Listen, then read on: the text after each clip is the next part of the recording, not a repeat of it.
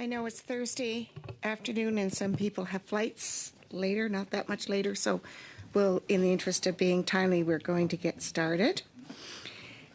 Call this meeting to order. Welcome to meeting number 2098 of the House of Commons Standing Committee on Science and Research. Today's meeting is taking place in a hybrid format. All witnesses have completed the required connection test in advance of the meeting. I'd like to remind all members of the following points. Please wait till I recognize you by name before speaking. All comments are to be directed through the chair. Please raise your hand, members, if you wish to speak, whether participating in person or via Zoom. The clerk and I will manage the speaking order as best we can. For those participating by video conference, click on the microphone icon to activate your mic, and please mute yourself when you are not speaking. Interpretation for those on Zoom, you have the choice at the bottom of your screen of either Floor, English, or French. Thank you all for your cooperation, and I want to welcome MP Michael Coteau on the screen there, taking the first hour for MP Diab. So thank you for covering for us.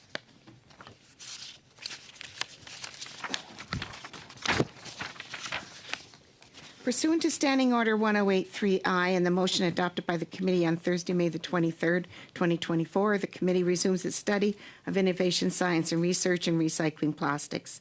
It's now my pleasure to welcome, as an individual, Dr. Benoit Lazard, Professor and Canada Research Chair from the University of Ottawa. From Dow Canada, W. Scott Thurlow, Senior Advisor of Government Affairs. By video conference on the screen there, we have from Nova Chemicals Corporation, Sarah Marshall, Vice President, Polyethylene Marketing. So up to 5 minutes will be given to each of our witnesses for opening remarks, after which we'll proceed with rounds of questions. Dr. Lazard, I invite you to make an opening statement of up to 5 minutes. The floor is yours. All right. Thank you for the invitation, and thank you for the opportunity to speak today. So polymers, which make up plastics, can be modified, tuned, and functionalized to provide improved mechanical strength, better adhesion, and even impart electrical conductivity. The research and developing of new polymers has the potential to improve the lives of all Canadians while also providing economic advantage to Canadian industry. Par exemple, des avions plus économes en carburant grâce à des composites polymères plus légers, des dimensions d'emballage réduites. Packaging using thinner but lighter products and electric batteries, and will make safer batteries for electrical vehicles. New polymer research represents an important area for research for existing and next generation products. New challenges. Seemingly small changes in the polymer structure can influence how this polymer will degrade in our environment and how it needs to be recycled, how the breakdown products will affect human health, and how the corresponding microplastics will engage with our environment. Without simultaneously developing new strategies to protect our society, these new materials can become a significant problem that we don't even see coming. Historiquement, on développe un Historically, we're developing a new polymer. We produce it industrially, we use it, we throw it away, it ends up in our environment. And then we discover after the fact how toxic it is. Chloroalkyl substances like PFAS, which are breakdown products from Teflon and other fluorinated products. It's important for polymer scientists, polymer manufacturing, to engage with toxicologists at the design phase, not when it's already everywhere in our environment. For example, at the University of Ottawa, we are rolling out a program which brings together toxicology experts, polymer experts, biologists, chemists, and engineers to develop more sustainable polymers from the start. We are developing new high-throughput toxicology assessment tools to reduce the time needed to evaluate toxic components of polymers, which in some cases can hopefully replace the need for animal testing and speed up the process. L'objectif est de développer. The aim or objective is to develop new polymers for new applications, selected as being non-toxic from the outset. We're just one group of researchers, but we hope to inspire similar initiatives across Canada and around the world. In our universities, we focus on training future industry leaders and shaping their way of thinking. I've yet to meet a student who doesn't care about plastic pollution and who doesn't want to work to solve the problem. these growing minds to do research and develop solutions for problems we face now and will face in the future. The strength of academic research is the freedom to explore and develop new approaches and new directions where the only focus is understanding the world around us and what makes it better. Academic research is the canary in the mine, providing early warning for the things to come, but while also working on possible solutions. Les universités développent de nouveaux matériaux. Universities are developing new materials, new technologies, new systems, new procedures that might run counter to established standards or practice, but could open up new avenues. Of change will originate because we are not in the business of selling products or pleasing shareholders, but simply developing better alternatives. We often work with Canadian industry to help them innovate and solve with problems, but we also spin off our own companies when solutions don't fit existing industries. Le rôle joué par le monde universitaire. The role played by academia is truly disruptive change. It will originate, and they're facing the future. We often work with disruptive changes, which will change the order of business. Of tomorrow. Thank you. Thank you very much. We will now turn to Mr. Scott Thurlow for 5 minutes with your opening statement. Good afternoon, Madam Chair. I'm proud to speak to the committee today about Dow Canada. Our main product in Alberta, polyethylene, is sold to customers across Canada and worldwide to make durable industrial goods as well as packaging and consumer products. We also supply industry in the region with other petrochemical derivatives. Dow has announced a multi-billion-dollar expansion and decarbonization of our Fort Saskatchewan facility, and I would be pleased to discuss that during the question and answer session. In Ontario, we have 2 manufacturing facilities, one in Scarborough and one in Sarnia. These facilities produce emulsions and specialty plastic resins, respectively. This committee has undertaken a massive project, and it's very, very important work. I have provided the committee with information about the work that Dow has done around the world to recover plastic waste and return it to the economy. And as you can see from our materials, I can personally attest how London, Ontario's plastic has been transformed into my lawn furniture. I would be happy to talk to the committee about other advents in that technology, including our low-carbon and bio-based Crocs, which is a very comfortable potential market for recovered plastic. The enormity of the challenges are so broad that it's difficult to distill into a 5-minute presentation. So we will focus on 3 recommendations for the committee to consider as it contemplates this very important work. First, we need to create demand for this recycled content. In April, Dow's CEO Jim Fitterling publicly stated that our company is in favor of a recycled content mandate for plastic packaging. The right way to do this is to ensure that it is both ambitious and achievable over time. Recycled content mandates send clear economic signals that incentivize investments in circularity. In creating mandates, however, we would like to recommend that policymakers think about the unintended consequences of regulatory decisions. We need policy signals that recognize that plastic recovery allows us to displace virgin resources and reuse materials that have already been extracted. This is a mechanism to reduce our Scope 3 GHGs. Our second recommendation is for the creation of an accelerated capital cost allowance tax credit that would allow for the rapid depreciation of any investments made by the private sector to collect, treat, transform plastic waste and return it to the economy. I have provided the committee with a chart that details the quote-unquote materials ecosystem for plastic production, a roadmap through which science and economics break down the unwanted material and reconstitute them into the basic building blocks for plastic production. It then reassembles them into something useful once again. It details each point in the process where infrastructure can be improved to recapture plastic waste.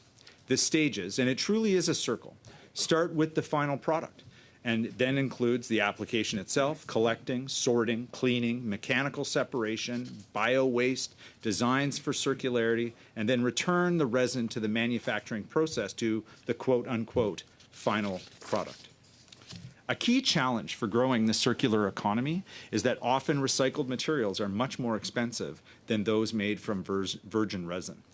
a tax credit that can shrink the delta between the price of virgin resin and the costs associated with the recovery and transformation of post-consumer resin would be welcome. I have provided the clerk with a copy of our pre-budget submission that focuses on the need for this tax credit. Ultimately, the committee and the governments need to recognize that it's governments themselves that are spending money dealing with this waste. So any investment that private industry makes will ultimately reduce the capital that the municipalities will be spending on that waste management. Our third recommendation is to be as open-minded as possible when looking at the possible markets for these post-consumer plastics. The various permutations of the concept of mass balancing gives many in industry heartache. We should not be looking to limit the markets that these recovered materials could be entering, but instead supporting policies that help drive investment in technologies that can recycle more material to a higher quality, and this includes chemicals recycling. We should not place artificial barriers in any resulting policy. We would urge this committee to recommend to the Government of Canada that recycled content mandates remain technology neutral and ensure that the focus of any recycled content mandate is to maintain the value of these resources and prevent fugitive plastic waste from entering the environment. By returning waste plastic into the economy, we are solving two environmental problems at the exact same time. I would welcome any questions that the committee members may have. Thank you very much, Mr. Thurlow. We'll now turn to Ms. Marshall. Ms. Marshall, on screen for your opening statement of 5 minutes. Thank you. Good afternoon. My name is Sarah Marshall, and I'm the Vice President of Polyethylene Marketing for Nova Chemicals. Je vous remercie, Madame la Présidente, de... I thank you very much, Madam Chair, for having this opportunity to address you. is Canada's largest petrochemical company, employing 2,500 people in high-value jobs. From our headquarters and Western Canadian research facilities in Calgary to our large manufacturing operations in both Ontario and Alberta, our teams work diligently to reshape plastics for a better and more sustainable future. Our multi-billion-dollar investments in Canada over the past decade include a recent 3 billion Canadian expansion in Ontario, which started up this year providing high-performing polyethylene resins that enable lighter-weight monomaterial packaging for our customers in Canada and around the world. We fully agree that plastics, an essential material to modern life, does not belong in the environment but the economy. We strongly advocate for greater levels of investment in recycling infrastructure, education, and in innovation, matched with effective policy to achieve the circularity and elimination of plastic waste we all seek. Nova occupies an important role in the work we do to help our customers design for circularity from the beginning. Our material science innovations allow brand owners to create monomaterial packaging that can be recycled in many existing municipal systems. From stand-up pouches to bread bags, the benefits of designing for circularity are significant, as it delivers product safety, functional performance, and enables recycling to ensure plastic stays in the economy. As many of the committee members will know, there are two forms of recycling, mechanical and advanced, or sometimes called chemical recycling, and both technologies are required. Mechanical recycling is a here-today technology ready to be deployed quickly. We have invested in Merlin Plastics in British Columbia to improve recycled plastics for demanding packaging applications. And in Indiana, we are in the late stages of construction of our first ever Nova recycling facility to reclaim stretch films and produce over 100 million pounds of recycled polyethylene a year. We are actively looking to build more facilities like the one in Indiana as we grow high-quality recycled products that are in demand from brand owners. Nova is an active collaborator on plastics recycling in Canada. We are knowledge partners in the Canada Plastic Pact and founding members of Recichain in Canada, a plastic recycling traceability initiative. Earlier this year, Nova announced our new Center of Excellence for Plastics Recycling. We envision this as a hub for knowledge exchange and technology development for the circular economy of plastics. We received over 50 submissions from prominent Canadian universities to our first request for project proposals, and several projects are currently in the early stages of development. We suggest the following 3 things to accelerate Canada's path to circularity. First, building up both volume and quality of recycled feedstock through harmonized extended producer responsibility and accelerating the build-out of recycling infrastructure, including feedstock sortation. The Canada Infrastructure Bank could help to fulfill this need. 2, working together with the provinces, ensure clear and harmonized labeling of products for recyclability so consumers can make educated choices on purchases and enhance the consistency of feedstock for recycling. 3, grow the Canadian expertise and leadership on plastic recycling R&D. Federally, this could be done through an SR&ED supercredit, for example, which doubles the credit for plastic recycling R&D. Additionally, join us in growing the network of scientists working on recyclability across Canada at various academic institutions, as NOVA is doing today with our Centre of Excellence. Chairs and members of the committee, over my career and my different roles with the company, I have seen this industry evolve. I'm an engineer by training and worked for many years in research and development before my recent roles in sustainability and now marketing. We are in a period of recycling innovation like nothing I've seen before. Industry is ready, investing, and able to be part of solving the challenges of recycling. Thank you for taking the time to study this important work, and we remain committed to assist you to accelerate Canada's opportunities to build up the recycling industry, grow our innovation, and collaborate on the path to circularity. Thank you. Merci encore. Thank you. Right on the button. All of our witnesses were very timely this afternoon, so thank you for that. I'll now open the floor to members for questions, and be sure to indicate to whom your questions are directed. And we'll kick this off with MP Tucker for 6 minutes, please. Thank you, Chair, and thank you to our witnesses. Mr. Thoreau, I have introduced the private members bill that would amend the Canadian Environmental Protection Act. Do you have any views on this private members bill?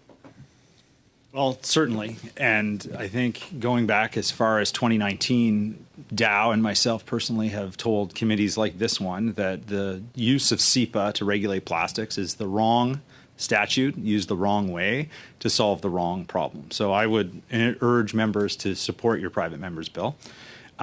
We have a decidedly different approach on that, and it's both carrot and stick. And so while there is an appropriate use for regulation, we don't think that the criminal law power is the right one. And this is something that we have said several times to committees like this one.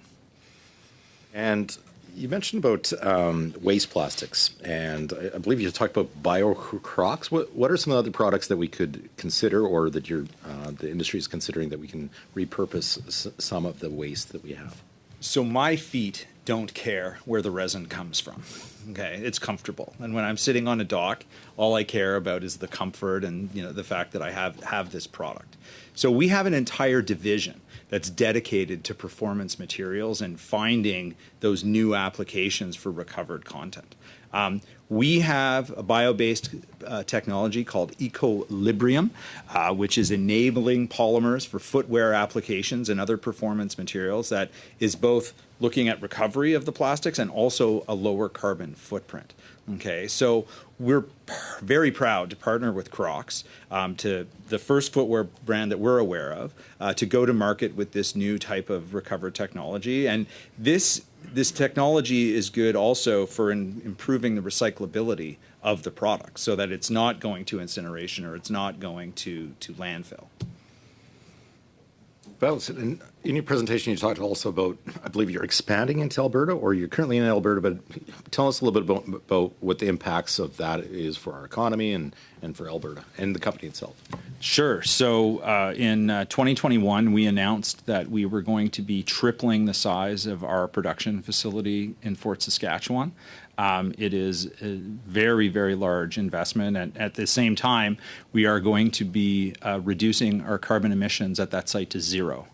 Okay, so tripling our capacity and making our product zero emission.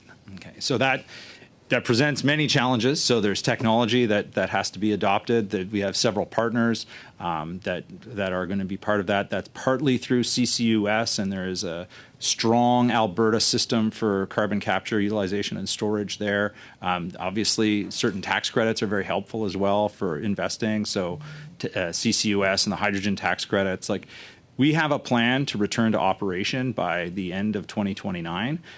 So it's an enormous amount of work. Pun intended, but I'd let you unpack a little comment you made earlier about the CEO of your company about recycled content mandates for plastic packaging. Sure. So we, at what was known as the INC4 meeting in Ottawa, the United Nations meetings on plastic and plastic waste, our CEO was very direct in saying that we support a plastics recycled content mandate. And I would tell you that, like other regulated mandates, you have to have kind of both the carrot and the stick. And that's actually one of the beauties of what was then known as the Renewable Fuel Standard as designed by Prime Minister Harper's government, that you had both the incentive side to increase ethanol production, but you also had the mandate side that would create the market demand for that. When you have a reasonable and an achievable recycled content standard, that is a really strong signal to the financial sector to say these are investments that these companies are making, and we can rely on those regulatory signals to lend them money to make sure that these investments can be capitalized. And that's a very important part to any type of a regulatory mandate. Speaking about financial instruments, you talked a little bit about, I believe you said it was accelerating the capital cost recovery on new investments. Has it worked in the past? What are some examples? Is it something that we should consider in the study? So certainly, I mean, the carbon capture, utilization, and storage tax credit that we've seen pass through federal budgets, the hydrogen tax credit, these are absolutely proof positive that these types of capital-intensive projects can be supported by tax credit work. What you do when you accelerate the depreciation is you allow for the recovery of sunk capital to be recaptured faster. Okay, and so tax credits only work when you make money. Okay, and so when you make money and you have a tax obligation, then you can then subrogate that tax obligation against the taxes that you owe. So it encourages people to invest capital in a very specific way to achieve a public policy objective. I only have 30 seconds left, so in probably a written brief, and with you and to the other witnesses, if there's any additional information, you can always submit it in a written brief for the study. But can you, in the written brief, talk about a little bit more about the mass balance and how it's challenged other companies in other countries, and a little bit on unpack that, if you would, as well. So I would be happy to, and in the 2 or 3 seconds that we have left, I just want to say technology neutral. Make sure in your recommendations that you tell the Government of Canada that anything that calculates the percentage of recycled plastic that goes into a succeeding product is done so in a technology neutral way, and we're not excluding markets for these polymers. Thank you. Thank you. Right on the button. Okay, we'll now give the next 6 minutes to MP Jazyk. Thank you so much, Chair, and thank you to all our witnesses. My first question is for Mr. Thurlow. You heard Professor Lessard talk about his approach, what he's doing in terms of his research, making sure that the breakdown of polymers does not result in toxic substances. Could you explain to us how Dow, in fact, adopts, I presume, these sorts of practices within their facilities to ensure that there is no toxicity in the new products? So in Canada, we are the beneficiaries of the Canadian Chemicals Management Plan, which is arguably the most arduous one around the world, depending on your perspectives. And so there are different rules that are required before any new activity is undertaken. So in the case of a material that is not on the domestic substances list, you are required to file what's known as a new substance notification, and a new substance notification would require both efficacy and toxicological data, and an onus is placed on industry to prove that something is in fact safe to be used in this particular application. So Canada has an incredibly robust chemicals management system, and if you could refer to the testimony at Bill S5, you'd see that ENGOs and industry agree that Canada's system is one of the most rigorous in the world for that particular application. Now, do we take that one step further? Absolutely, we do. And so Dow is at the forefront, as is Nova, and I'm sure Ms. Marshall can add to this, of the responsible care ethic. And responsible care ethic is one that has been recognized in over 60 countries and on the floor of the United Nations. And it has a United Nations certification for the work that we do to ensure that the communities in which we operate have the information that they need to make an informed decision about what's happening. Thank you. So, Professor Lessard, having heard Mr. Thurlow, would you agree that Canada's regulatory system in this area is very robust and successful? Yeah, Canada is definitely a leader in the world for sure. What I was referring to is sort of the development of new plastics, and depending on the application or depending on the material, you know, the level of rigor that is needed to get these out, you know.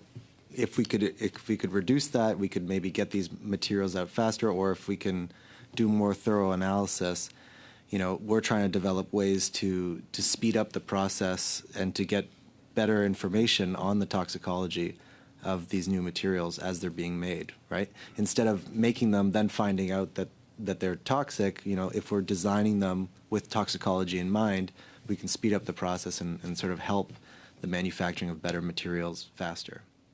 Thank you. Mr. Thurlow, I was happy to hear that you did acknowledge that there are certain federal policies that have been essential to attracting investment by Dow, presumably, with some of your projects. Could you just elaborate a little bit on some of those particular policies that you found useful? Sure. So in the last federal budget, we saw the implementation legislation for the CCUS legislation, which is the Carbon Capture, Utilization, and Storage Tax Credit. That's something that our partners will be taking advantage of as they sequester the carbon that is released through the chemical process to create polyethylene. The second thing that was very important was the creation of the hydrogen tax credit. The hydrogen tax credit is one that our partners will use to create the hydrogen infrastructure to fuel this facility in a GHG-free way, or a GHG sequestered and reduced way. So these particular tax credits are very, very useful.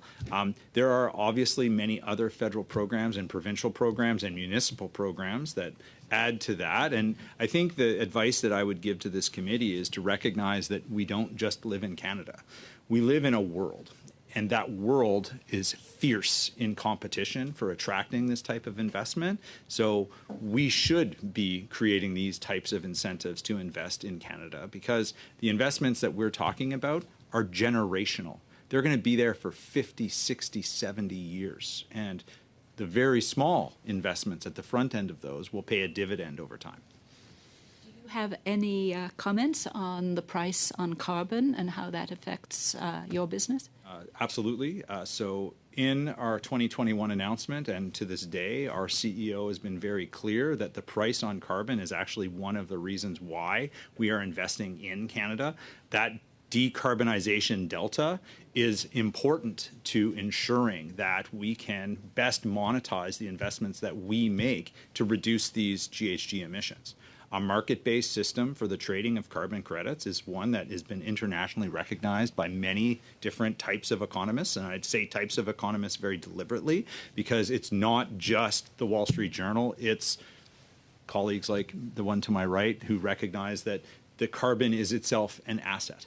Now, are there different models for reducing GHGs? Absolutely, there are. And in Alberta, we benefit from the Alberta tier system, which is integrated into the industrial carbon market. Do I have time left? 13 seconds. I will give that up. Thank you. Thank you. Sorry, that was my fault. Great questions, though. Okay. So now, next in line, we have MP Blanchard-Gilca for 6 minutes. Merci, Madame la Présidente. Je peux prendre avec plaisir les 30 secondes de ma collègue. Thank you, and I'll gladly accept the extra 30 seconds. I have a question for Mr. Thurlow. I noticed that Dow is one of the major producers of plastic products in the world. Now, usually, of course, recycling is at the end of the life cycle of a good or a product, and the mixture of these recycled services is a nightmare because of the mixed materials that are thrown in together. What would be your approach to attenuate that? Very important points simultaneously. Et je m'excuse, je ne peux pas répondre à votre. I'm sorry, but I can't respond to your question. En français parce qu'il y a un côté technique. In French because of the technical. Example that you gave of mixed recycling is actually the best example of why we need to consider advanced recycling and chemical recycling, because those advanced and chemical recycling mechanisms are able to best break down those polymers into something that can be easily reused, okay? Because what we do there is we create a building block. And when you are able to distill these very complex mixtures of molecules back down into the original ethylene or what the other polymers and monomers may be, you can then redeploy them. How do we do that simply and easily? Well, that's a multi-million-dollar question that we're working on. We continue to work on. We still believe that the primary driver for that is improvements in the materials ecosystem that I referred to in my presentation. There are many different areas where we can make investments to improve the recapture of these products because, let's be honest, like this is valuable material that we are just throwing away. We should be able to reposition and reinvest into these materials, and that would preclude the need for us to have virgin resources coming out of the ground. Merci des précisions, M. Turlot. Je vais vous laisser remettre votre oreillette afin de bien... I'll let you put in your earpiece so that you can hear me in my own language. Mr. Thurlow, chemical recycling, as you were saying, or techniques, do we have those capacities in Canada, or are we lacking infrastructure? So we don't have them yet. Okay, so I would tell you that in 10 different provinces, we have 10 different systems, and in some provinces, we have 100 different systems based on the municipality, and that's not great news. And I will tell Mr. Cannings that British Columbia has the best of the 10. Now, what we would tell you is that if we can get that material collected in a much higher, much safer, much more thorough capacity, it would be easier for companies like Dow, like Nova, to deploy chemical recycling technologies in very specific places to take advantage of the critical mass of waste resources. Merci. Je vous laisse replacer votre... Thank you. And if you'd like to plug in again.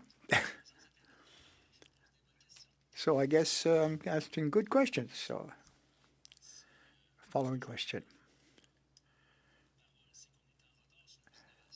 From what you've said, we seem to be a little bit behind or slow in our updating of our methods and things. Now, can you give me a scale of some sort or a measure of some sort as to the investments that you'll be making in this field? So, again, a very good question. We live in a global economy, and so we are part of the Alliance to End Plastic Waste that has, I believe, a $400 million endowment. I think Sarah might be able to correct me on that if she's got the numbers handy in front of her. We do our own investments into these recovered products because there is a developing market for these products. So some of our customers are looking for higher recycled content resin. But I don't think that there is a hard and fast number. I think the investment side needs to start from the municipalities and the provinces. They're the ones that are, kind of at odds with our ability to partner with them from time to time, because across the street from Guelph, you have a completely different system in Hamilton. And so we need to streamline those, and I think Ms. Marshall said the exact same thing. Like, the better that we can do at ensuring they work together, the easier it would be for us to invest. Ouais. Et je veux comprendre, M. Turlot, je comprends que ce que... But do you have any numbers that you can give me? A percentage of the revenues that you devote to investments? And I don't have the number in front of me, but I can absolutely endeavor to provide an answer in writing to the committee. Selon vous, quelles sont vos attentes envers le gouvernement fédéral? Parce que What are your expectations of the federal government then? It's going to be science-based, data, etc. But we are also looking at accountability. You will perhaps have to do your share. Now, if it's 2% of revenue, I don't know if that's quite your share. But do you think you're going to require subsidies or tax breaks? Which way? The recommendation that we made, which was to have an accelerated capital cost tax credit that would allow us to get much more out of the investments that we would make in Canada. And I would remind you that we're not just investing in Canada, we're investing everywhere around the world. And if we get a good idea somewhere else, we're going to import it into Canada. And I would remind the committee that the investments that we're making for Saskatchewan, this is like the first one of our fleet of polyethylene facilities that we are going to update around the world. The work that we do in Canada is going to resonate into other jurisdictions. I didn't want to cut you off because that was exciting. Thank you. So now we'll turn to MP Cannings for 6 minutes. Well, thank you, and thank you for the witnesses here today. This is always very interesting, and I wish I had more time. But I'm just going to start with Mr. Lessard. You talk about, your work in creating new polymers and all the various things that we can benefit from there. But it seems to be going counter to a need for recycling because, one of the problems with recycling is we have this wide array of polymers, whether it's polyethylene or polypropylene or polyvinyl chloride or whatever. If you can talk about when you create a new polymer, how easy is that polymer then disassembled and made into a new plastic? Where is the toxicity? Is it in the monomers that come from the breakdown? I have a whole bunch of questions, but if you can talk about how you square your work to create more high diversity of plastics into this study that we're doing, how do we up the recycling? So there was a lot of questions in there. I'll start by saying that, developing new materials or new plastics, there's often a goal in mind, right? If you want to make a material stronger so that you need less of it to reduce the weight of your vehicle, for example. There's a lot of research into in aerospace, trying to make lighter planes, right?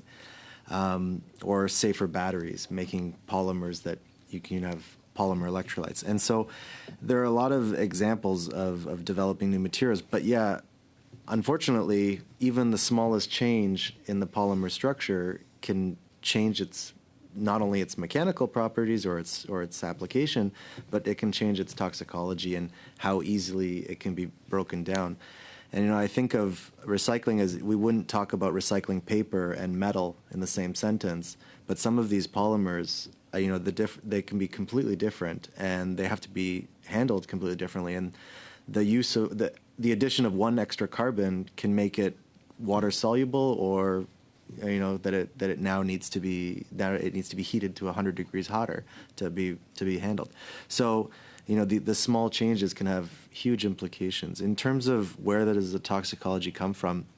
It can come from a lot of different places. It could come from, for example, the catalysts or unreacted monomer when it's manufactured. So there's sort of, I guess is impurities left over, or it could be from the actual polymer as it starts to degrade. It's being worn down and enters our environment as microplastics or as other things like that. So the toxicology can come from different aspects. Okay, and I'll turn to Mr. Thurlow. And again, when we're talking about recycling and, you're suggesting mandates, I assume before we bring in mandates, we'd want to make sure that there is the material there to meet those mandates. And that comes back to incentives for people to recycle things, the sorting, to create the volume of material Dow or anybody else would use. Where do we begin on that? It seems like we have to work on the whole circle all at the same time, and I'm just wondering how your company can, and how the government can ensure that happens as quickly as possible. We're supposed to get down to 75% by 2030. How are we going to do that?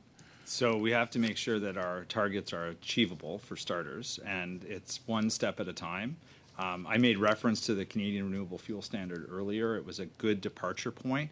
And the reason it was a good departure point is because they took a lot of time through Natural Resources Canada to study the issue, to understand what was possible, what could be blended into the fuel mix, how it was going to be produced, where it would come from, what the long-term GHG implications would be of that. And that is work that is underway right now. And it's underway in many different parts of the world. And I think what I would tell this committee is every part of the materials ecosystem can be improved. So we start working on the things that we have in front of us. And when we have a recycled content mandate, you will see people who take long lead financial decisions to upgrade their operations. Okay? But it has to be in law. And in terms of that volume, does it help if, we have a whole bunch of product that's just polyethylene of some sort, and, so that, and we can sort that and handle it as polyethylene to make Crocs or wherever wherever you're making your Crocs from? There's a lot of different ways of answering your question. Materials sorting is a challenge. A lot of the material sorting challenges has more to do with the color of the plastic than it does with the functionality of it or its durability. So we can definitely have improvements on that side too. And again, I am not fussy about where we start. We have to start in all the places at the same time. Where I'm fussy is when we might make very arbitrary limitations on what would constitute a recycling process or a recovery process. I think if we're taking waste plastic out of the waste stream and putting it back into the economy, check mark. How much? Oh, okay, well, I was going to turn to Ms. Marshall, but I'll Next have to. round. Oh, I don't know if wait. we have a next round. Yeah. So you're done? Thank you. Apparently. Okay. So now we will have our second round for 5 minutes.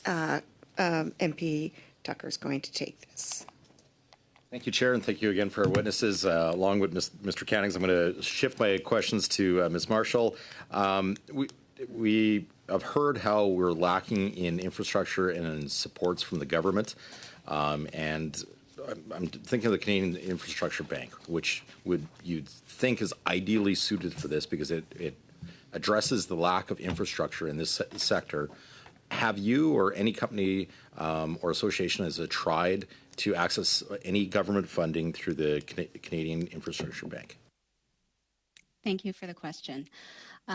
Yes, while we have spoken to the Canadian Infrastructure Bank as Nova Chemicals, we understand that the mandate does not properly include recycling plastics today.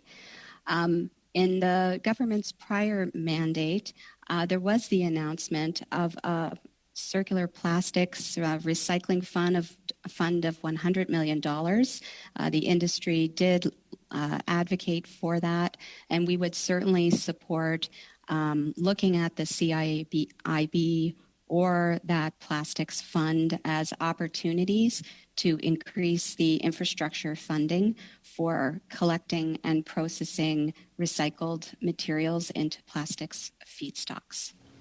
Is that a different promise than, I believe in 2021 they promised $100 million for, I think it's like scale up and commercialization of made in Canada technology. Is this a different fund or the same fund that the Liberals have not funded or set up yet? I believe that's the Circular Plastics Innovation and Infrastructure Fund, and that fund, to my knowledge, has not been set up. So that's $200 million in total of infrastructure dollars promised by the Liberals and never delivered to the industry. Is that correct? My understanding was that was 100 million pledged to the industry for the Circular Plastics Innovation Fund. Okay. And what things does Nova want the federal government to do to grow recycling innovation in Canada? We know they won't fund it through the infrastructure programs they put forward, but if, for whatever reason, if you got one wish with these guys, what would help Nova in improving the recycling of plastics in Canada?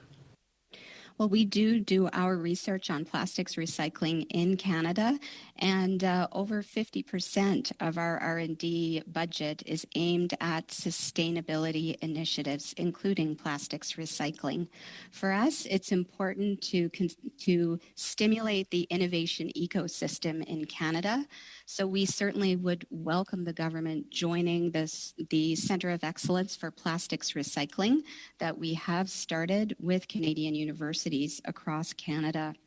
In addition to that, the SR&ED program is helpful to stimulate research and development across all levels of companies in the country, and we would support looking at increased credit. I suggested in my remarks doubling the SR&ED credit for work on plastics recycling.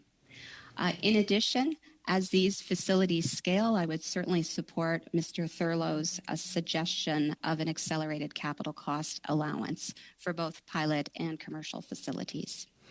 And Nova Canada, how many good quality paychecks do you guys provide to Canadians? We have about 2,000 of our 2,500 employees in Canada.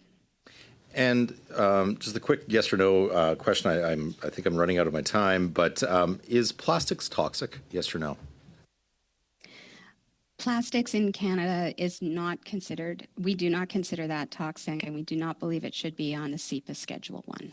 Thank you. And along that lines, have you heard of my private member's bill, and do you have a view on removing the label, as much as we've just heard that you're against the label the Liberals have used, and that the courts have ruled is in the way that they've tried to ban plastic is against the science and against our Constitution.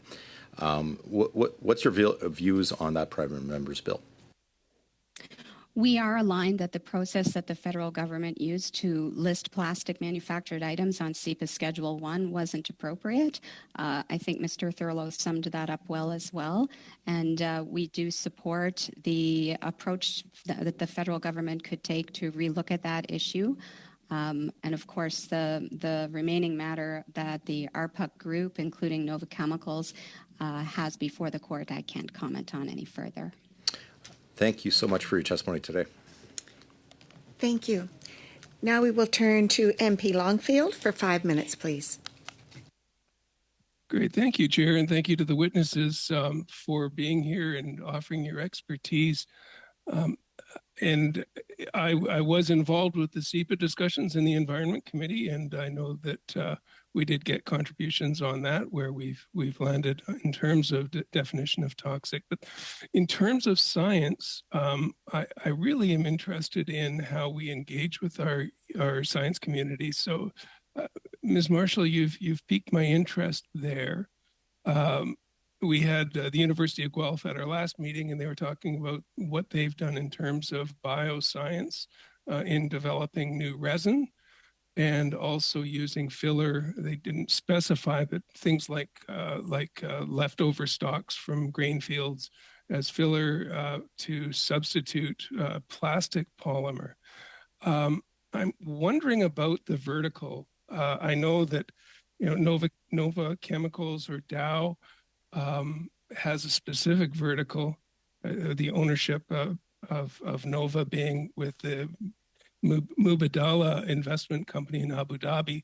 I'm guessing there isn't a lot of corn stock in the vertical, but could you comment on how you would work with universities that don't have products in your vertical? We're certainly interested in working with Canadian universities on innovations in plastics recycling. We've committed to growing our plastics recycling business at Nova Chemicals, and we're starting discussions with 4 different universities across Canada now to work on both the innovation necessary to scale and improve economies, improve environmental outcomes, improve costs for mechanical and advanced recycling. I just have to plug the Bioproducts Discovery Center in Guelph. They've got new carbon black that they've developed through nanotechnology using carbene. There is good technology that's being developed, but my concern is that it isn't at scale that would help with recycling components or keeping the poly chains in sustainable ways. Could you comment on that? Well, certainly there's 2 different streams of recycling that we talked about. Mechanical recycling really is here now, and you can recycle materials that are similar to one another. So in our Indiana recycling facility, we'll be using polyethylene film to convert it into recycled polyethylene that can be used in films again. Okay, Advanced recycling is key to other materials and mixed materials like you're speaking of. Thank you. And you're leading to my next line of questions. And thank you for that, because it was that design of the advanced recycling, the chemical or otherwise known as advanced. Dr. Lessard, at the University of Ottawa, very interested in the work you're doing in biocomposite for conductors. When we look at the challenge of advanced recycling, being high cost, high energy, can polymers be developed, or are polymers being developed that would be designed specifically for recycling using advanced recycling methods? Things that are easier to break down, in other words. Yeah, absolutely. Thank you for that. I think this is where the research is focused, and this is where I personally, in my group, we develop sort of next generation electronic materials based on polymers. And one of our interests is, more sustainable polymers or polymers that can be maybe, let's say, biodegradable. And so the idea is, if we're building some smart sensors for packaging, for example, that could detect different compounds that come off of decaying meat. It could tell you whether or not your food is spoiling.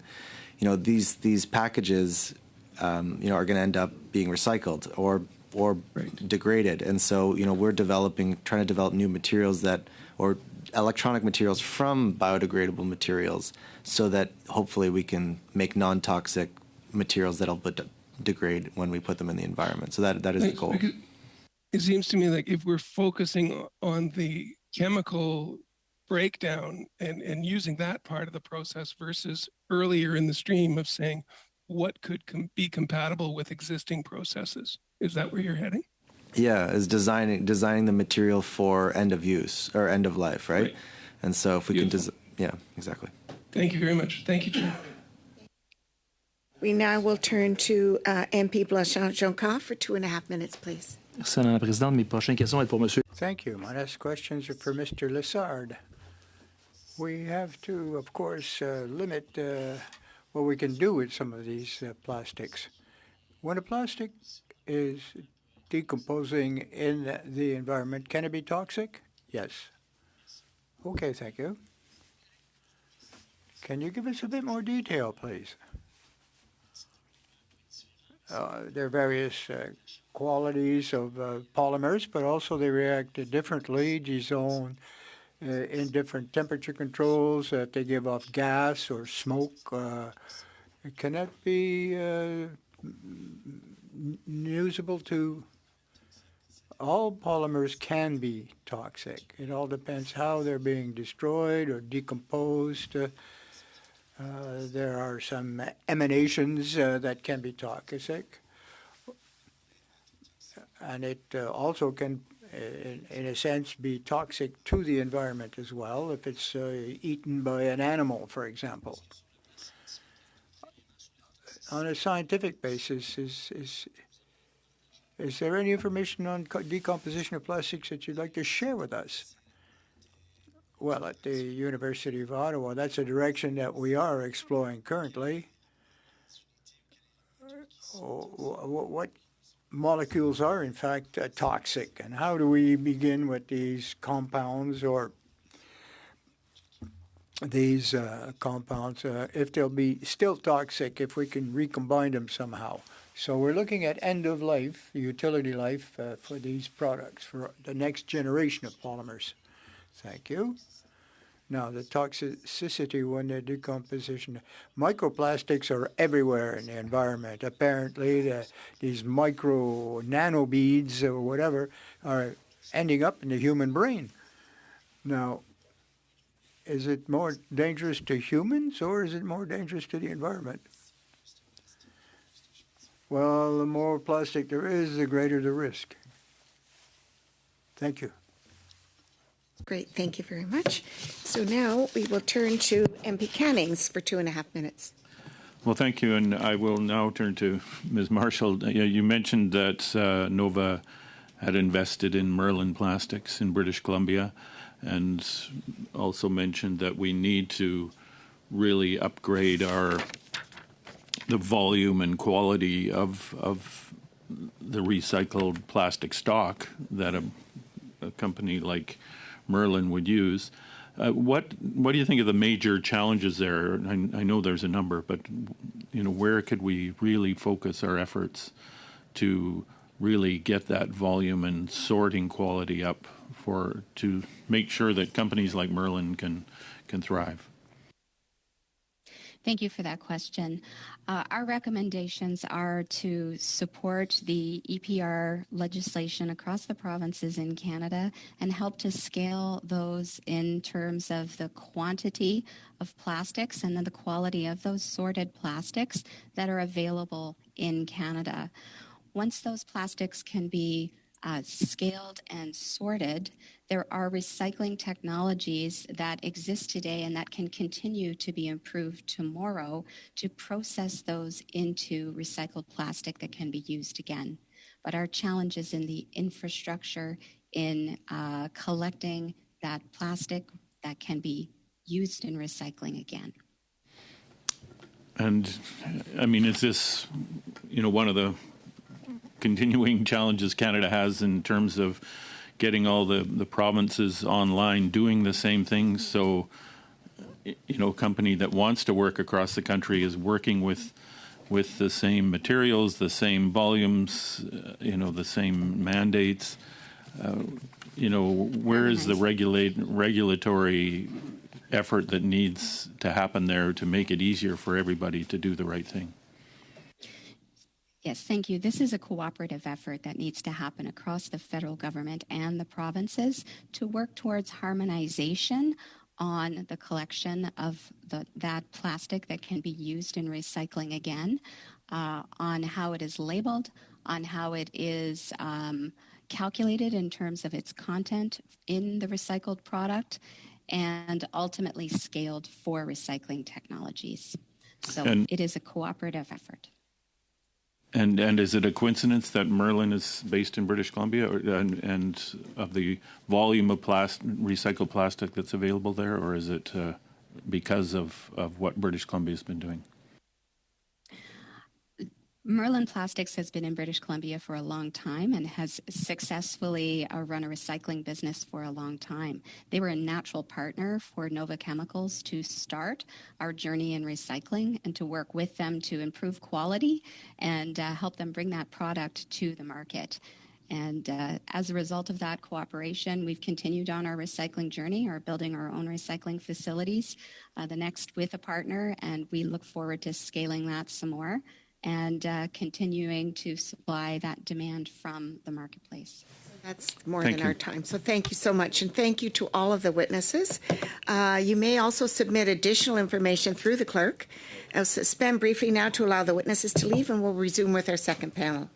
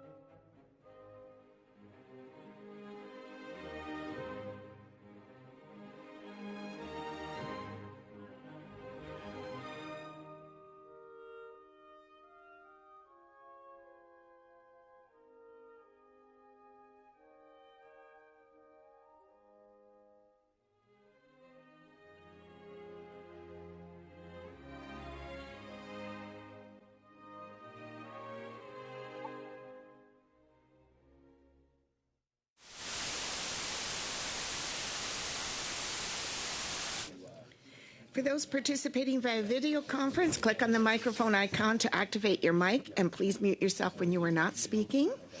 Interpretation for those on Zoom, you have the choice at the bottom of your screen of either Floor, English, or French. It's now my pleasure to welcome from the Calgary Cooperative Association Limited, Rob Morphew, Health and Safety and Environment Director. Welcome. From École Technique Supérieure, Dr. Annie Levasseur, Professor and Scientific Director by video conference. And Leaf Environmental Products Inc., Jerry, is it Gao or Gao? Jerry Gao, the founder. Welcome to our committee. So up to 5 minutes will be given for opening remarks, after which we will proceed with rounds of questions. Mr. Morphew, the floor is yours for an opening statement of up to 5 minutes. Thank you, Chair. Good afternoon. Thank you for your time and allowing me to come and speak with this committee. As the Health, Safety, Environment Director with Calgary Co-op, I was charged with putting this program into place, taking the time to research the product that needed to be there and bringing it forward. And I hope this committee will see that the benefit and the effort of individuals and businesses in removing plastics where they can find viable alternatives. Owned by members, Calgary Co-op is now the largest retail cooperative in North America with over 440,000 members. 3,850 employees, assets of $627 million, and over $1.2 billion in sales. Our locations in Calgary, Airdrie, Cochrane, High River, Okotoks, and Strathmore include food stores, pharmacies, gas bars, car washes, home health care centers, wine, spirits, and beer locations, cannabis, community natural foods, Beacon Pharmacy, and a majority of care pharmacies in Willow Park Wines and Spirits. When we introduced this fully compostable bag in April of 2019 and fully eliminated single-use plastic shopping bags from our lines of business in January 2020, we started down a path to eliminate 33 million plastic bags going to landfill. And annually, and since then, we've removed over 100 million plastic bags from landfill since we introduced 100% compostable shopping bags in 2019. We did this because we believe strongly that this was the right thing to do for our community and our planet. In creating this program, we worked closely with the City of Calgary to ensure our bag design would be compatible with local composting facilities and break down easily within their 28-day cycle before we introduced them into the community. And we continue to work with the City of Calgary to ensure that they still break down in their facilities. Our bag contains a stamp of approval from the City of Calgary as evidence that they will accept them at their facility. Following our switch to the fully compostable bags, we were thrilled to hear from our thousands of members that they found multiple second and third uses for our compostable bags. This included bin liners for the household bins, using pet and garden waste, bringing stuff back to the store if they needed to do that. So there was multiple uses. They weren't just taking them home and throwing them into the recycle bin. It was always our hope that the public would embrace these bags and find ways to incorporate them into their daily lives, and we were pleased to see Calgarians doing just that.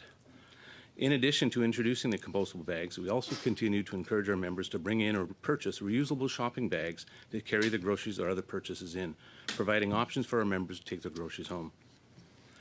By all accounts, our transition away from single-use plastics has been a resounding success and an example of how innovation can be used to solve some of our most pressing climate challenges, which is why we were shocked to learn that our bags were going to be included in the federal government ban nationwide, even though they contain no plastics or microplastics. Even more bizarre is the fact that we would still be permitted to sell them, sell our compostable bags on shelves in bundles, but not individually at the till. To us, this makes no sense. If the government's goal is, as they stated publicly, to eliminate single-use bags from the environment, regardless of their composition or characteristics. Even after the federal ban took effect, our bags could still be sold to the consumer who continue to use them in a multitude of ways. What's more, single-use plastic bags, what's more, other single-use plastic bags, bin catchers, and that are on the market will also remain on store shelves, failing to address the problem that the federal government is claiming that they want to resolve and get rid of plastics.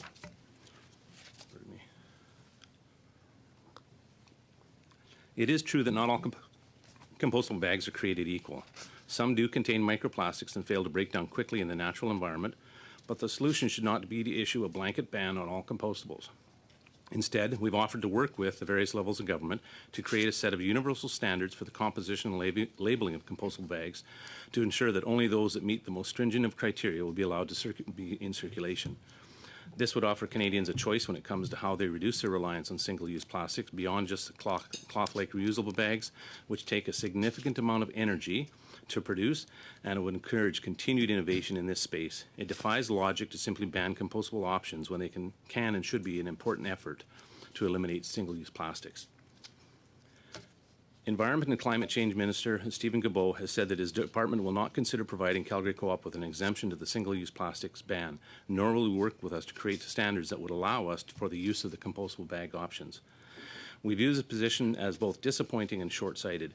We should be providing Canadians with as many alternatives to single-use plastics as possible, not limiting them to just one and banning all others. It's only a matter of time before the playing field shifts again and further innovation will be required to keep up. Furthermore, what kind of message does this send to businesses across industry sectors when the government outright rejects new and innovative ideas meant to solve complex problems and improve the lives of Canadians, and instead imposes a one-size-fits-all solution that fails to see the forest? That's your time, sir, so you'll have a chance to answer more questions. So now I would like to turn it over to Mr. Gao for a 5-minute opening. Thank you. I'm Jerry Gao. I'm the founder and president of Leaf Environmental Products, Inc., a Calgary-based company founded in 2017 with a mission to eliminate single-use plastics through compostable alternatives. I've been in an industry of plastic reduction since its infancy in Canada, and I've been serving as various roles in my capacity, including as co-chair of the Environment, Health and Safety Committee for BOMA, which is the Buildings Operators and Managers Association, where, among other things, we provided policy guidance on waste management for about 2 billion square feet of office space across Canada.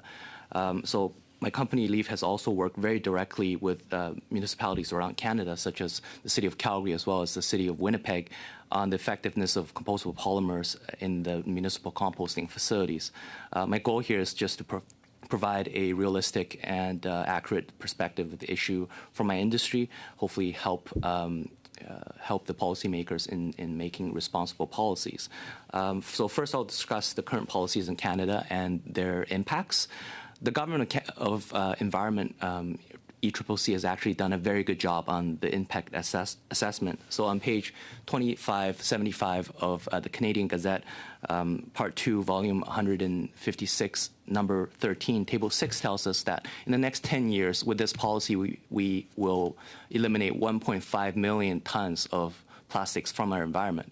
But on the next page over, in Table 7, we're told that 2.9 million tons of plastics or of additional waste will be generated as a substitute for the plastics that we eliminate. So out of that, 2.6 million tons will be paper products, including paper bags as substitutes for plastic shopping bags. So when we compare the number, we actually generate double the amount of waste that we seek to eliminate. So by the estimates of Environment Canada, we use about 15 billion bags a year in Canada. So at about 700 paper bags per tree, you're cutting down 200 million trees in the next 10 years just to make paper bags. We've gone from paper bags in the 70s to plastic bags, and now we're back to paper bags. We said that we're going to plant 2 billion trees by the end of 2031.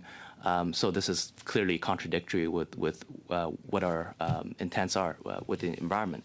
Since we also conduct business outside of Canada, I want to provide information on other jurisdictions. Out of all the OECD countries, Italy and Germany excels the most at recycling and waste policy. So both have opted to include and use compostable bags as an innovative product to replace single-use plastics. Since January 2011, Italy was able to eliminate all of its single-use plastic bags, including produce bags, at supermarkets, leading to 280 billion plastic bags eliminated from the environment in the last 14 years. Their policy has been in existence.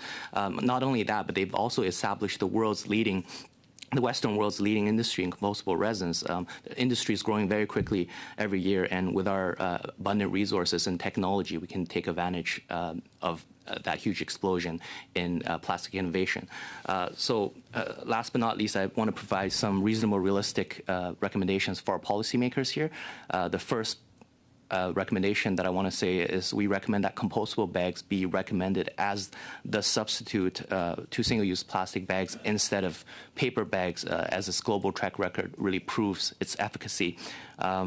Second, we recommend the government of Canada to abolish the term non-conventional plastic as a catch-all category for everything that wasn't examined and perform specific and detailed analysis of current compostable polymers and their applications.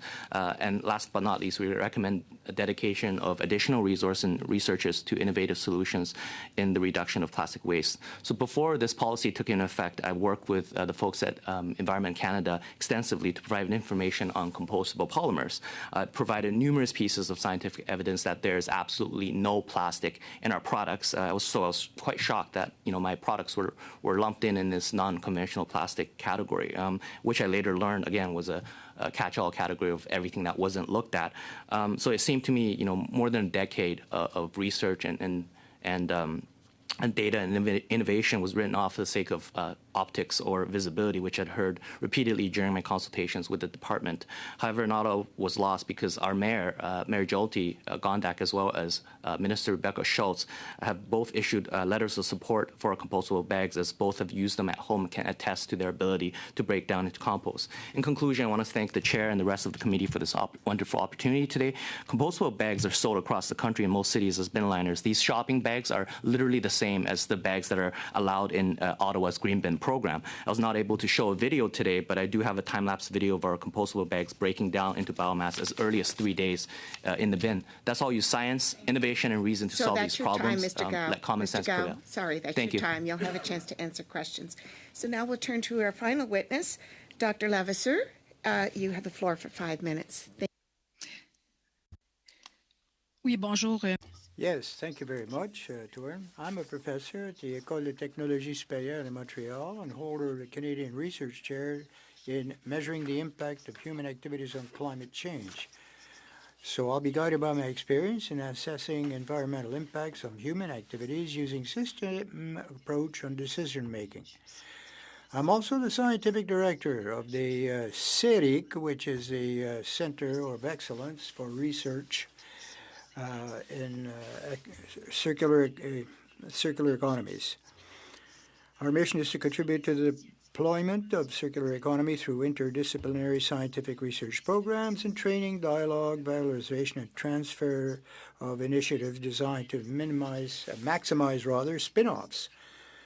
Our main research mechanism is an ecosystem of a sectoral circulatory economy across a value chain. Industry, government, academy, civil society, and develop a series of collaborative research projects resulting from co-creation workshops, and we were able to identify barriers to circularity in the sector. They might be technological, regulatory, economic, social, etc., and identify potential solutions, which are then the subject of research projects, always in collaborations with partners. When we think about the circularity of plastics, I think it's essential to consider the entire life cycle of materials, both the plastics themselves and the alternative materials proposed to replace them. Recent history has shown that the risks of displacing problems from one sector to another is great if we don't apply this principle. Examples: bi-source plastics have been developed to replace single-use plastic objects. Now, we know that producing bioplastics can sometimes consume more energy than producing fossil-based plastics. The bioplastics don't degrade so well, and that they often contaminate plastic batches. Now, we have to go much beyond recycling. The circular economy is more than recycling. It's a model of production and consumption that aims to optimize the use of resources at every stage of the life cycle. In a circular logic, reducing the environmental impact. The circular economy, of course, is broken down into different strategies. First and foremost, it involves rethinking our production and consumption patterns to use as few resources as possible. These strategies are good regardless of which material we are just dealing with. To employ strategies that are intensive but responsible. We have to use these products more intensively. For example, collaborative economic models where goods are shared between several users. It's also important to extend the life of these products, for example, through repair, reuse, repurposing, reconditioning. Finally, with reuse is no longer possible. Eventually, we have to ensure that the resources must be given a new life through industrial symbiosis, recycling, or recovery. The barriers to plastic circularity are numerous, and the issue would be to benefit from the process similar to that developed for sector-specific acceleration labs. Some of the challenges are technological. For example, some plastics cannot yet be recycled at end of life, and additional research is needed to develop processes. Very often, technology exists and barriers are of a different nature. This includes the difficulties of identifying plastics and contamination in sorting centers, or transportation distance. Sorting centers to be on a large scale to be profitable, and that makes the process environmentally inefficient and unprofitable.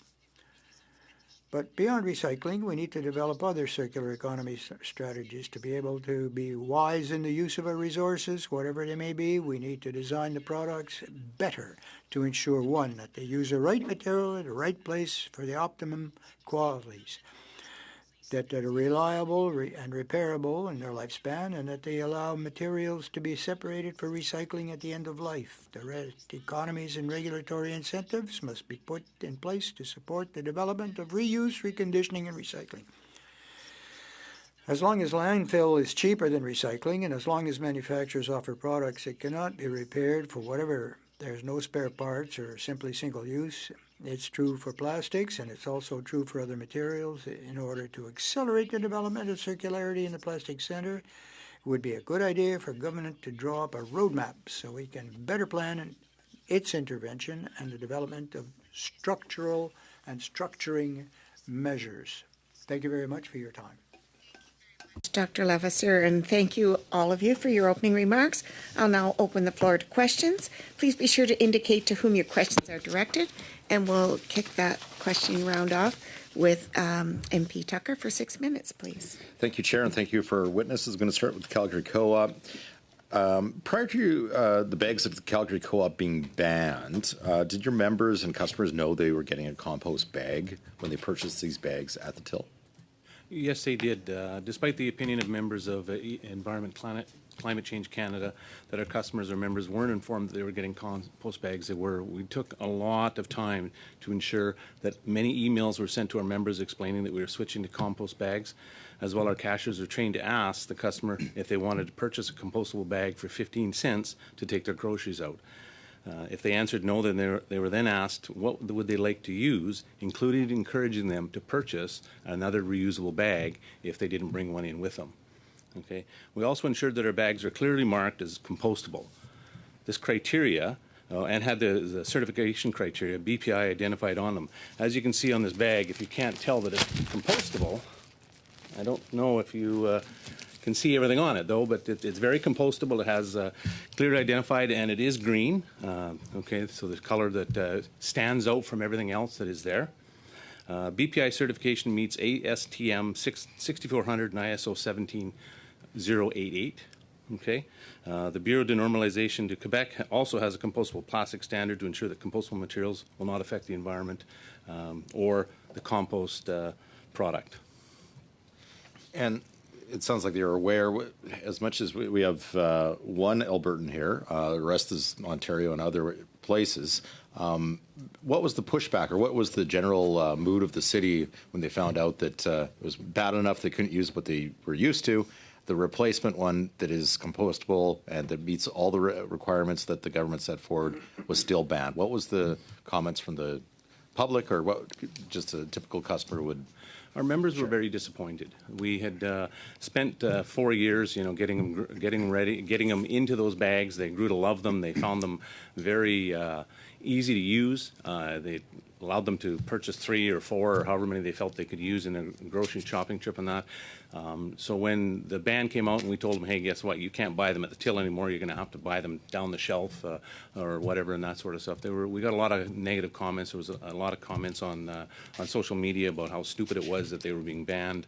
There was a lot of support for us in terms of getting communication to other people saying, hey, this is stupid. This is something that shouldn't be done. Did you say, and just confirm, the former mayor of Calgary, the NDP leader of Alberta, came out against this? Or for this, sorry? The current mayor. Okay. We introduced him with the current mayor. And why did you make the switch, actually? Was it just a regulation, or was there a motive for the Calgary Co-op? We wanted to get out of giving away plastic bags at the till, and it was the right thing to do. Our members and our customers have the opportunity at an annual general meeting to tell us what they would like to see us do, and environmental and social conscience was always pieces of it. And they said, hey, if you can do something to eliminate the number of plastic bags you're giving out and all that sort of stuff, do so. So we went down the path and found them and did that. Well, I've seen those bags before, but I didn't see them in person. So at the break, I'm going to want to take a look at them a little closer. But our consumers still can buy the bags, right? They just can't buy them at the till. Is that? Or That's it's correct. not convenient when to think about it. They can buy them. They walk down the aisle or whatever. There's rolls of 5 and 10 of them there. They can buy them, take them home, do whatever they want with them and that. But yeah, they can still get them. They just can't get them with our cashiers putting groceries in them, so they can go out and put them in there. They have to figure out a different way to carry their groceries out. Yeah. Well, it's something when the government forces industry and Canadians to change and makes all these hoops to jump through. You guys go out, find a producer, get it verified that it's compostable, that there's no plastic, and you're still shunned. It's lack of common sense that is so frustrating out here. What does your board believe of what's next steps? Like what is the Calgary Co-op going to do to hopefully I encourage you to carry on to find a replacement, but what are the next steps? We're going to continue to sell them to our customers in 5 and 10 packs now, and we're hoping that the common sense will kick in on this ban and the removal of compostable plastics out of there.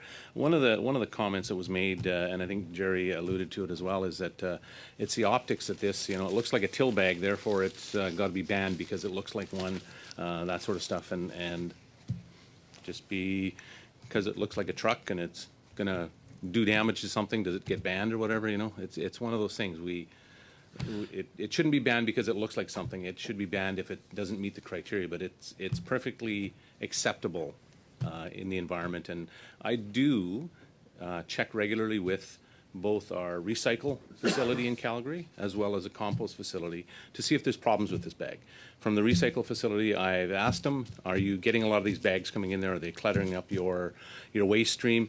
And the comment I got was, if it was, we'd tell you, right?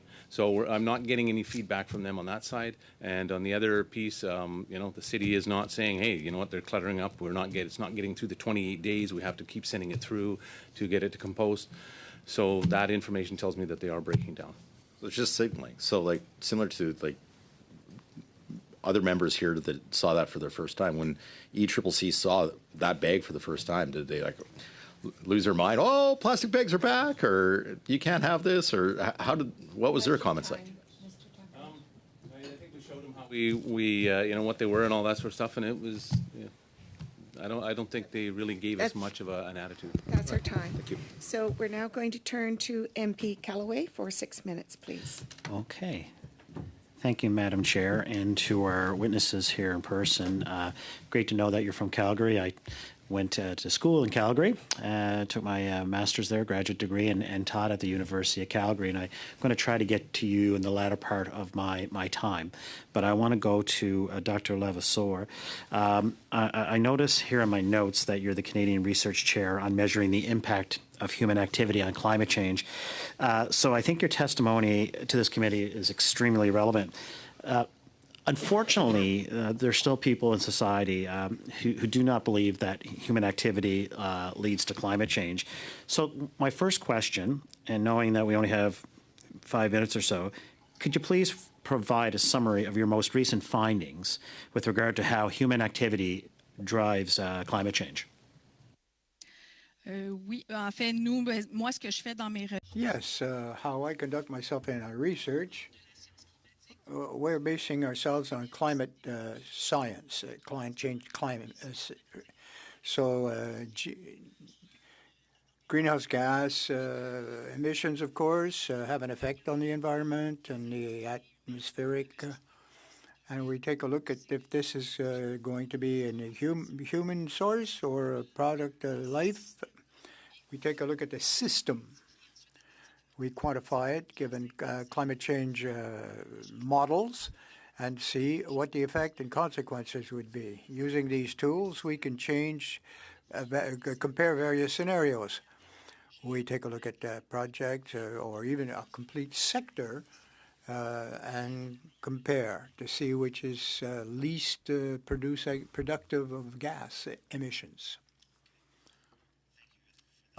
So let's drill down a little deeper. Based on your education, which is extensive in your research, could you expand on some of those predictions of how the environment will change if we don't change the way we use plastics in our society? Les problématiques du Well, the issues with plastic are very unique. It's just plastic. So when it degrades in the environment, it decomposes. There's microplastics. They might be ingested by various animals, and we know that there's research going on that subject, but it's very specific to plastics. As to the production cycle, there's a lot of other materials involved. First of all, there's the base material, the source material. You have to perhaps mix in certain chemicals in order to extract or concentrate, as we do in the mining industry, for example. There are some very toxic metals there. And then there's the entire production stage, whether it's energy costs, whether it's transportation costs. Regardless of the product that we end up with, they do perhaps issue emissions or cause other problems that are environmental. There's also the half-life of these plastics, which is very important. If there are residue from metals or chemicals in the process chain, they will have an effect as well. So we have to compare like systems. A few witnesses that effective recycling, it's not going to cut the mustard. It's not going to be sufficient to curb the evolution of climate change. I'm wondering if you agree with that, and if you do or if you don't, and if not, what measures or practices on plastic would you recommend to reverse course or mitigate the situation?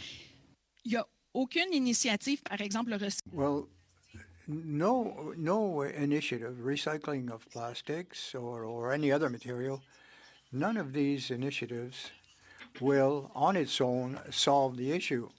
It's part and parcel of a much broader set of practices. Now, if we don't produce any more plastics, so we don't have to recycle all that plastic, and therefore it's a positive move. But as in all activities, there are consequences. There are costs and benefits, and it's not just targeting plastics as the villain in this piece that it will not work. So this is why I'm talking about a circular economy. Let's use fewer resources, use them in a more optimal fashion, and keep it. In terms of your comments around the circular economy, so you have 3 recommendations to make to government, hypothetically. But let's not make it hypothetical. We're here. You have 3 recommendations to government. What would they be? Ben, premièrement, faire vraiment réfléchir à Well, to really concentrate on establishing some kind of framework or roadmap on how to get there.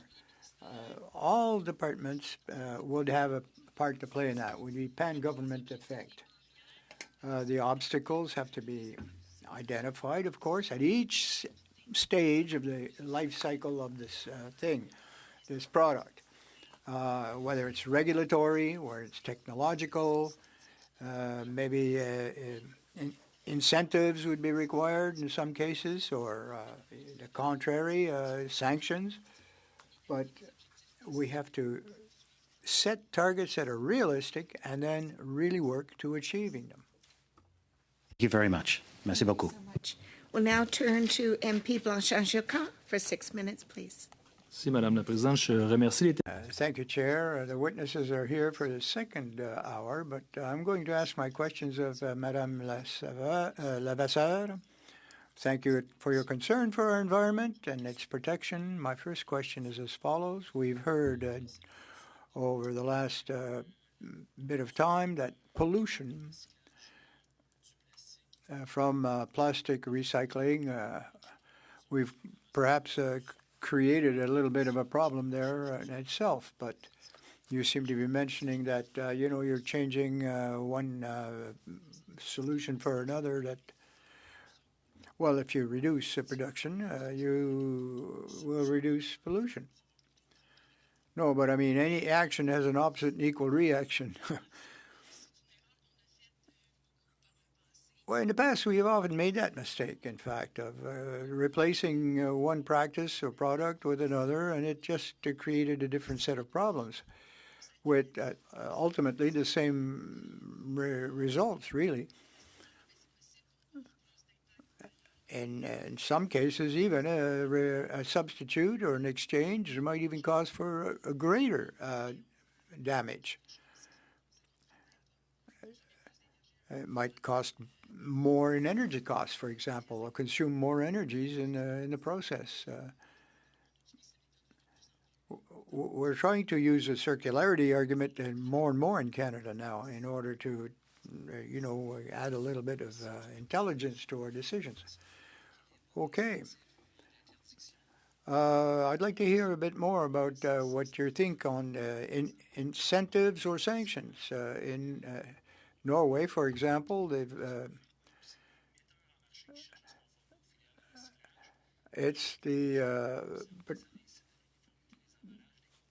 if you could standardize various standards for the composition of these products, perhaps we could.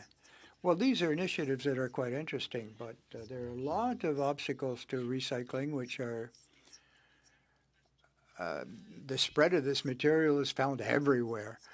The identification of what type of plastic is it, what kind of polymer or other. Price-wise, it's just a real chaotic situation. Any kind of wrapper or container is dumped together with any other kind, and you have various grades of product. So there's an impact on every stage of the process. We have to encourage perhaps a reuse, a repurposing to extend the useful life of the product. This is a basic principle, in fact. And we have to encourage good practices as well. Thank you. In Norway as well, there's a lot of municipalities that we see in Europe. They have incentives on garbage and waste, for example. User pay concept, if you will, or polluter pay. This, I think, would be an incentive to reduce their waste. Yes, of course. Insofar it's really cheap to use a landfill site, it's not going to very much encourage anyone to create waste.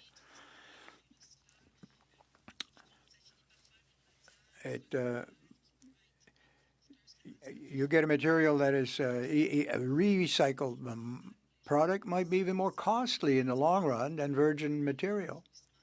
If it all ends up in a landfill, well, You're also you often get methane gas, for example.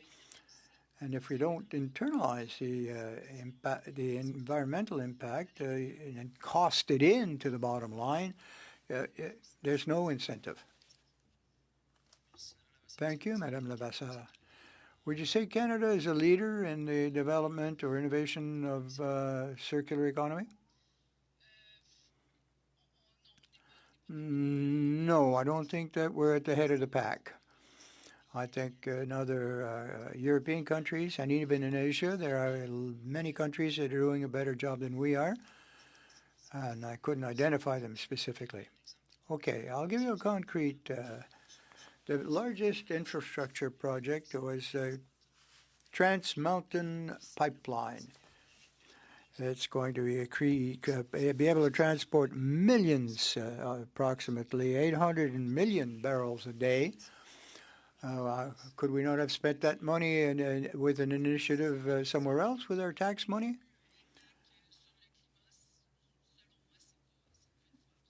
Well, anything that'll have a major impact on the environment is not a very good investment. Well, are we basing it on a sense or on economic benefit? If you take a look at it from an energy point of view, it's not going to reduce energy usage anywhere or consumption in the world. It's going to make them more accessible, easier to obtain, and perhaps at a minimum or modest cost. So we have to be much more rigorous vis-a-vis our energy use today. Well, so the government is acting, in fact, contrary to what science is indicating we should be doing. So now for the final 6 minutes, it'll be MP Cannings. Well, thank you. Thank you all for being here today. I'm going to start with Dr. Levasseur just to try to get some concrete ideas here. What governments, the federal government, provincial governments, need to do specific things. We have a policy now or a target of, eliminating 75% of our plastic waste by 2030, I think. We're a long ways from that.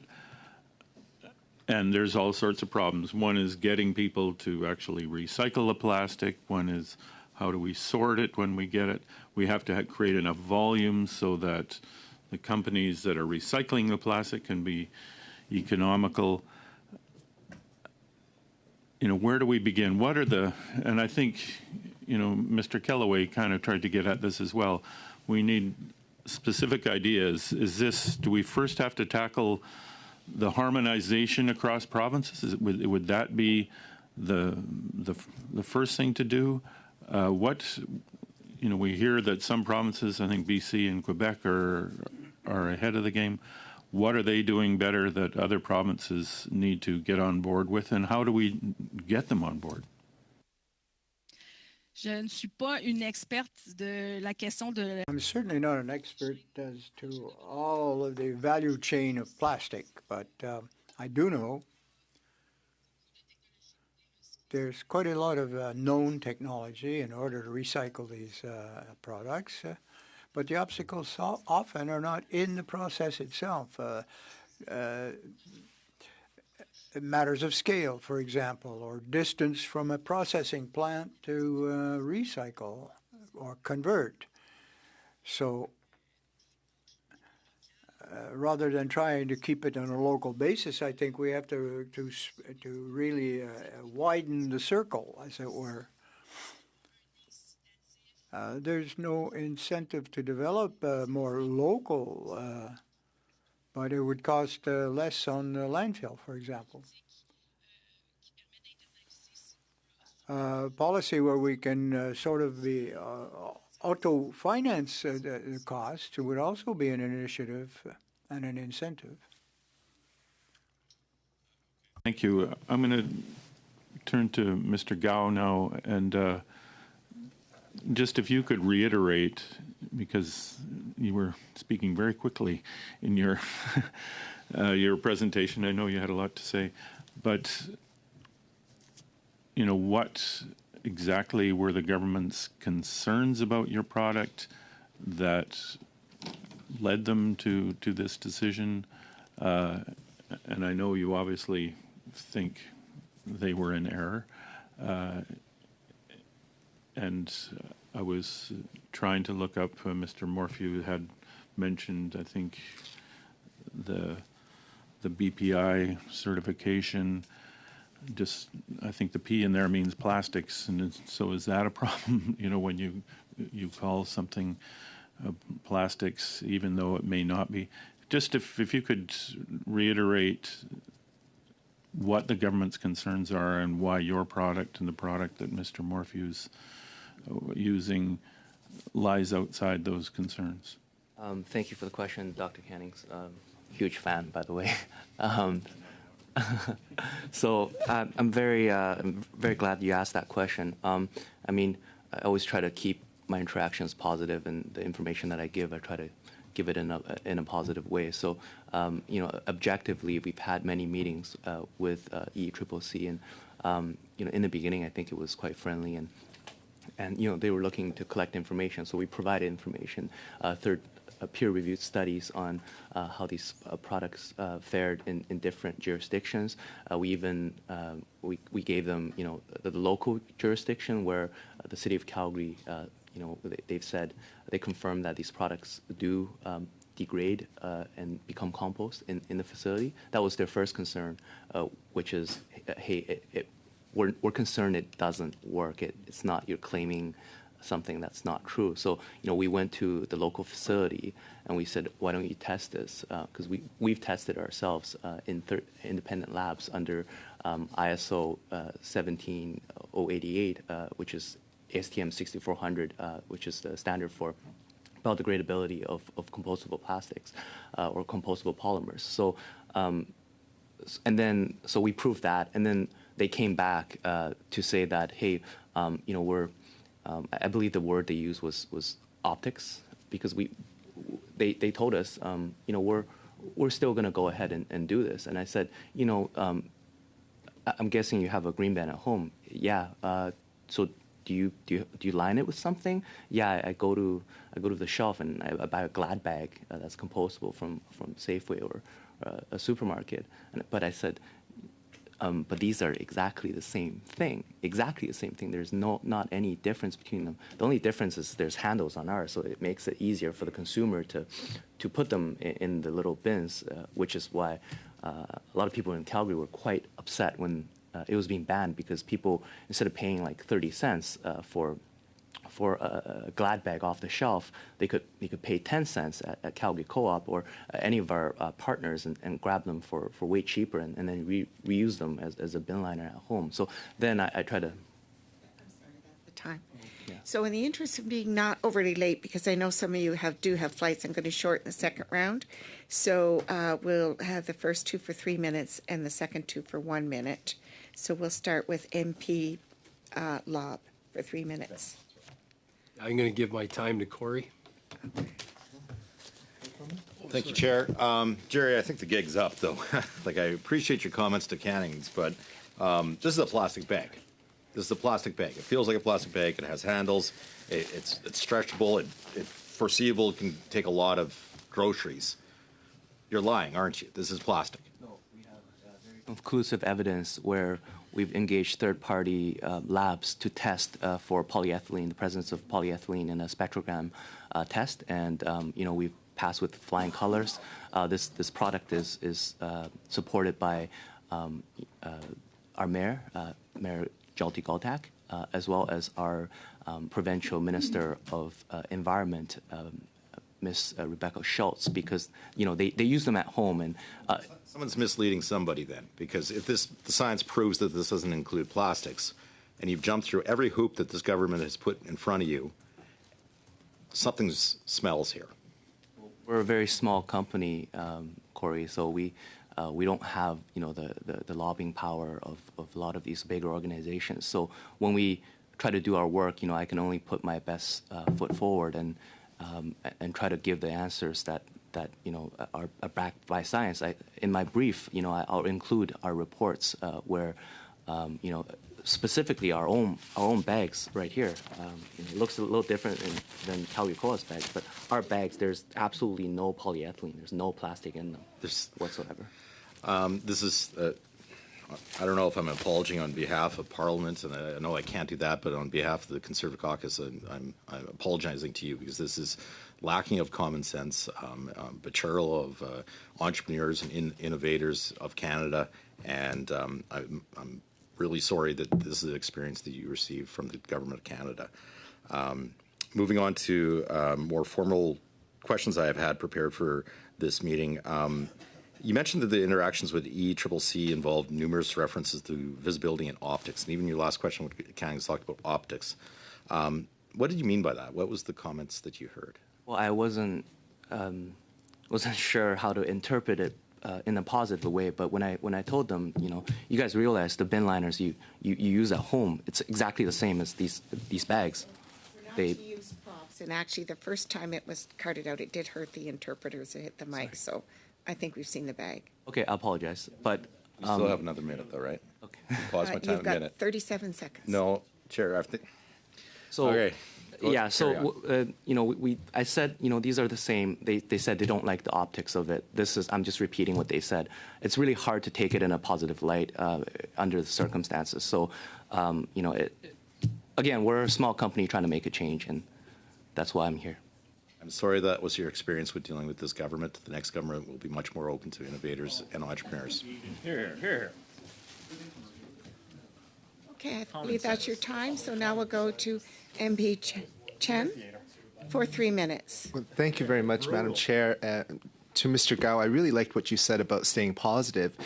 So let me ask you this. You've mentioned that there's a lot of work being done around the world. Your company's looking to eliminate single-use plastics with compostable products such as bags. And you did mention that Italy and Germany are leaders on recycling. Can you talk about what's being done in other areas around having products like compostable bags instead of what has been traditionally used, plastic bags? For sure. So, I think Italy is a really good example because every time in EU when they have a meeting about circular economy, when they have a meeting about waste management, Italy is one of the case studies that they always bring up. So, back in 2011, they've implemented their plastic ban, but instead of referring to paper bags, they said, we know these compostable bags work. So they've used them as a substitute. And in the beginning, they only banned shopping bags. And then as they saw the efficacy of this replacement product, they included produce bags on the ban as well, because by volume, that's a big item too. So that's what they've done.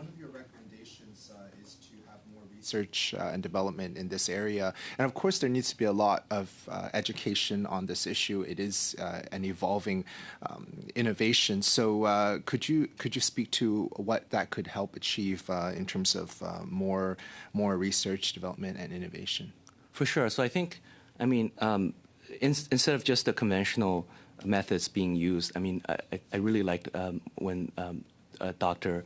Lavassier, when she mentioned, it's a system. It's such a big, pervasive problem. If you look at this room, like most of the things in this room have a plastic component to it. So it's not just one or two things. We got to look at the infrastructure. We got to look at alternatives. We got to look at labeling laws, how we market these, and we got to look at how we certify these, which, a lot of the work has already been done because this is not a brand new product. It's been in circulation for almost 2 decades now. So I think it does take a cocktail of solutions to solve what we're trying to do here.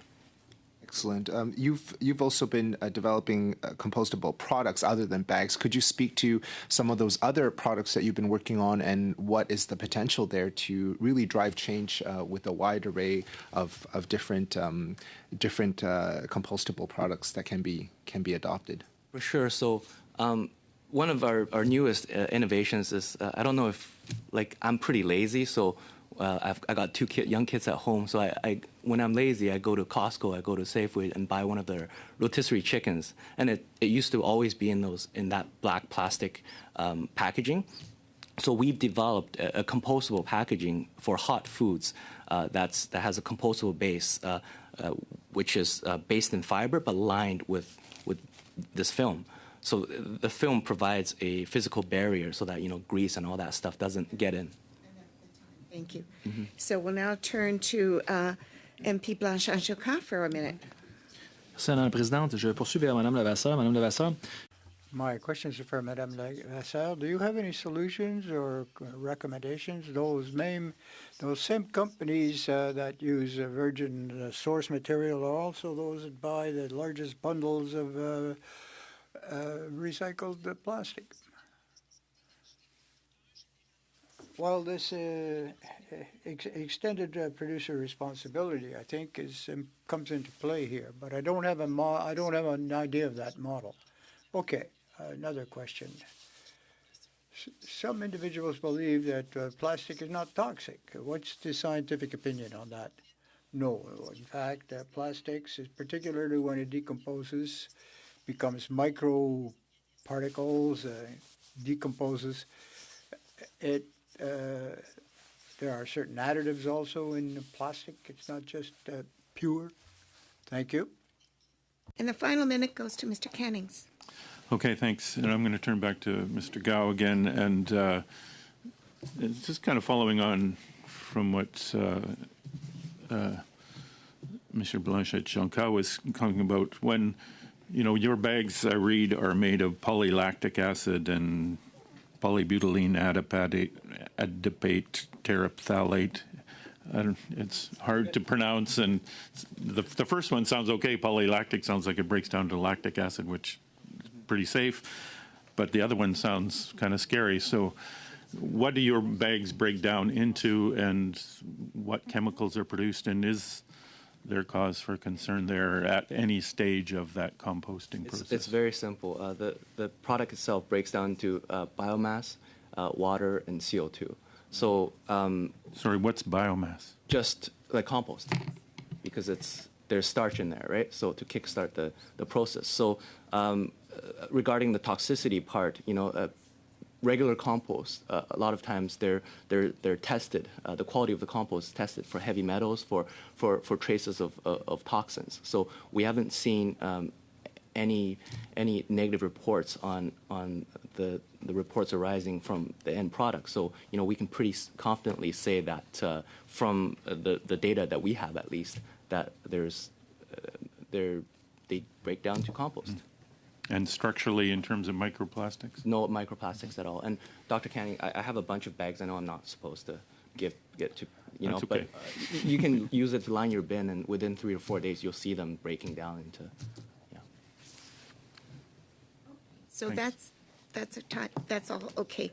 Thank you so much to our witnesses, Rob Morphew, Dr. Annie Levasseur, and Jerry Gao, for your testimonies and participation in the committee study of innovation, science, and research in recycling plastics. So you may submit additional information through the clerk. I did want to take a couple of minutes just to bring an update to the committee on the situation with the German delegation that had asked to visit us. So the clerk is working with the German embassy to organize an informal meeting with our German counterparts. The meeting will likely take place on Monday, October 21st, after question period. The German delegation consists of 8 MPs from various parties. They've provided the clerk with topics they are interested in discussing that will be shared with the members via email. So they're very keen to spend some time with us. Is it the will of the committee to adjourn the meeting? Thank you.